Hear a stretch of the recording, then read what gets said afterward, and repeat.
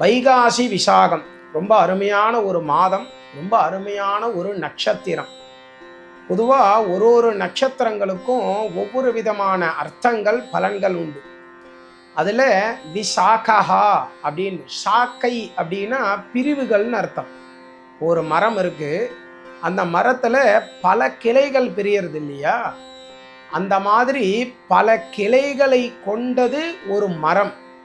ஆனால் கிளைகளே இல்லாமல் ஒரே ஒரு தண்டாகார ரூபமாக ஒரே இடத்தில் நமது கவனத்தை செலுத்தி அந்த இறைவனிடத்தை நாம் வேண்டும் பொழுது நம் சங்கடத்தை நேராக நம்மிடத்திலிருந்து நீக்கக்கூடிய நட்சத்திரமே இந்த விசாக நட்சத்திரம். அதனாலதான் முருகப்பெருமான் இந்த விசாக நட்சத்திரத்தில் ரொம்ப அருமையான ஒரு தினமாக கொண்டு இந்த விசாகத்தில் அவருடைய ஜனன